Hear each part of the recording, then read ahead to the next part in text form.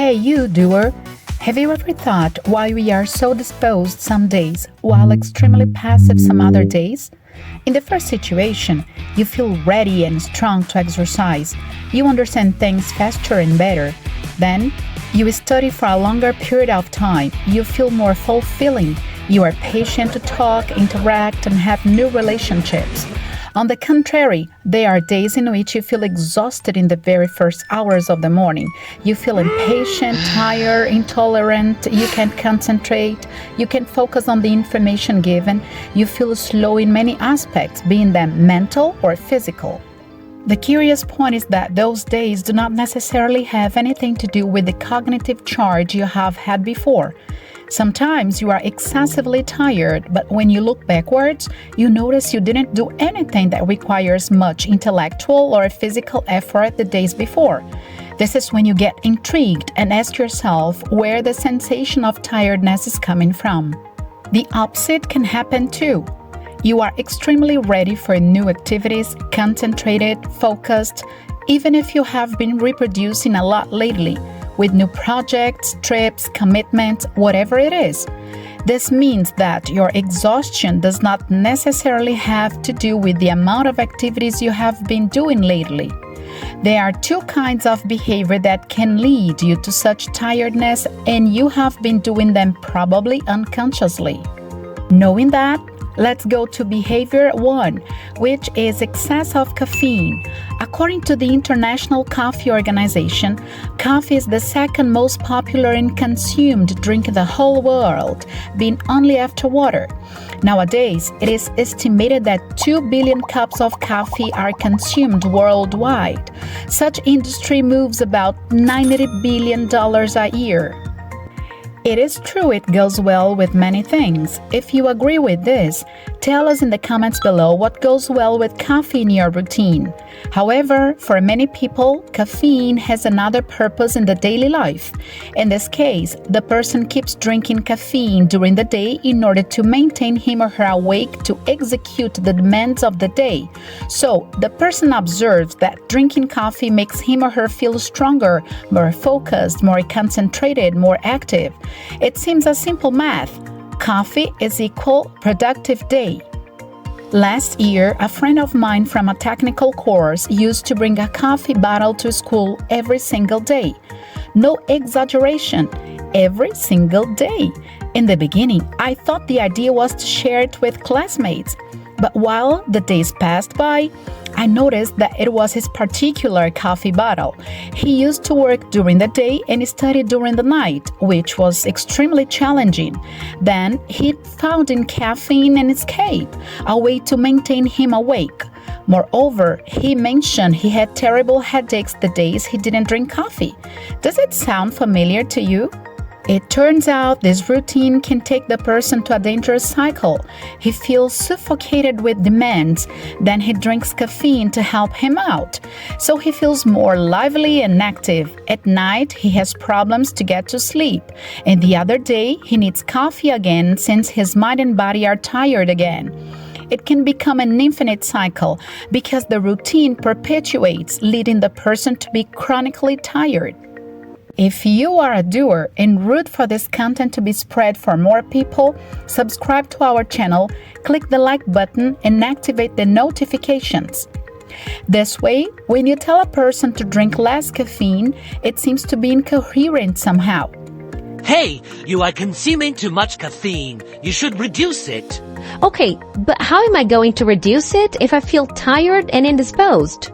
Well, it is not that the principal component of coffee is caffeine, which is characterized as an alkaloid. When we drink coffee, for instance, caffeine passes through the digestive system. It is absorbed by the gut and gets to the bloodstream. But the effects of this alkaloid only starts for real when it gets to the central nervous system. It is believed that the peaks of caffeine effect start to happen 5 hours after its ingestion, and it can last for 40 hours or even more than that. The point is that caffeine has a chemical structure very similar to the one produced by our own body, the adenosine. In the cells of our brains, the adenosine works as an inhibitory transmitter. It is known for slowing down the sympathetic nervous system and reducing the heart rate. That is, in normal conditions, it is responsible for promoting sleep and suppress arousal. When caffeine takes the place of adenosine in the brain cells, it basically functions as an antagonism of adenosine receptors. It can increase blood pressure, for example. The same happens to the brain system, since caffeine stimulates its activities, taking you to constant alert status. This way, even when the person is extremely tired, he or she does not feel it and the message of relaxation is not sent. Then, the insomnia can also be due to the fact that caffeine inhibits the neurotransmitters that calm our organism down. Consequently, it also causes unbalance in dopamine, the neurotransmitter that influences many aspects of well-being, such like happiness. It is true that caffeine makes the person more alert, less tedious, and in a good mood. For many people, coffee is not only a common drink like any other, it is a means of creating relationship ties. Companies provide pause for the coffee. That is when communication happens, involving either formal or informal chats. It's no wonder that we have many words related to coffee, such like coffee shop, coffee house, coffee maker, coffee break, to name but a few. However, it is also true that the adrenaline release from the caffeine leads the body to be in a state of alert, ready to run, to fight, to act, to produce. At the same time, this person is more easily irritated and emotionally overloaded. Worse than that, as any alkaloid, it can bring dependence in such a way the person becomes conditioned to its consumption in order to be active. It is not unusual to hear from relatives, friends, classmates, co-workers that they have terrible headaches when they don't consume coffee. In many people, the coffee abrupt stop causes symptoms of abstinence, such as nausea, irritation, aggressiveness, vomiting, and so on. The good news is that all those symptoms can fade out in about 3 days, and the person can be free from such dependence in about a week. In sum, if you want to keep drinking coffee in a way to acquire only the positive effects, professionals suggest one way out: moderation. The second behavior that may be leading you to chronic tiredness is excess of stimulus. This way, you are exposing yourself to situations that involve much stimulation, and this brings you the sensation. Listen, it is not the reality. It is a sensation you are always late, that there is always something left behind to be done, that you need to put more effort on the speed you do your daily activities. This way, in order to keep track of the activities, you keep in a constant rush. There is no break time for a conversation. There is not enough time so the brain calms down for a while. It is as if you were 100% of the time in a forest running from wild animals. I need to check on X. I need to check on Instagram. I need to check on TikTok. I need to check my email. I need to check the WhatsApp group. I need to know what has been happening with this and this artist. I need to do this. I need to do that. It occurs that the list is too long. In such a way, you end up being most of your time in an endless cycle of checking things out and overstimulating your brain. This is one of the attitudes that is scientifically proved to destroy your mental health. Do you want to dive into other things that tear your health apart? Click this card here. 3 years ago, I noticed I could no longer concentrate to read longer texts. I quickly got impatient and had to repeat the paragraph many other times to understand it. This brought me to frustration, especially because I knew studying had always been one of the things I liked the most. I remembered I used to read pages and pages of books with no interruption. Why did that change? Why was I so out of concentration? It was when I started searching about the topic. After searching a lot about it, I figured the excess of stimulus was putting my brain into trouble because my mind was getting used to acceleration. This way, I was unable to listen to a whole conversation topic. I was intolerant with longer videos. I felt impatient while watching a movie. It occurs I had a self-critical analysis and came to the conclusion I was damaging my human system with the amount of information to which I was exposing my brain. Am I alone in this? Have you felt like this too? Put your comment here if you have also lived that experience. All of this excess can interfere in different areas of your life.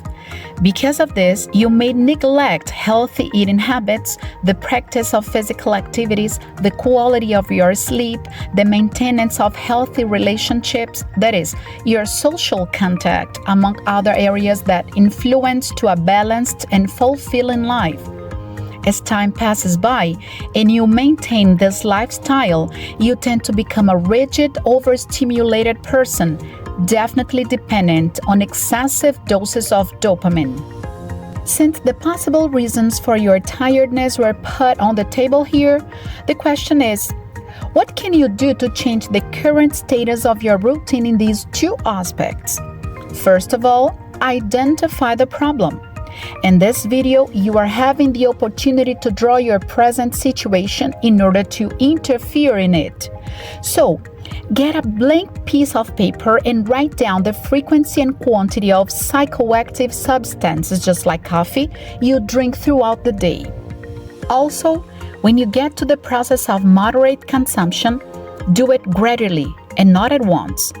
First of all, reduce the quantity of caffeine you consume at night slowly, from a full cup to half of it, then to a very small amount of it, and finally to zero coffee at night.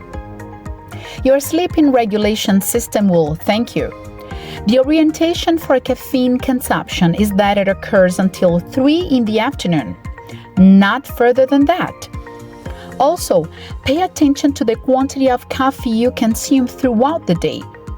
For healthy adults, the FDA, Food and Drug Administration, recommends the maximum of 400 milligrams a day, which is equivalent to 4 to 5 cups of coffee.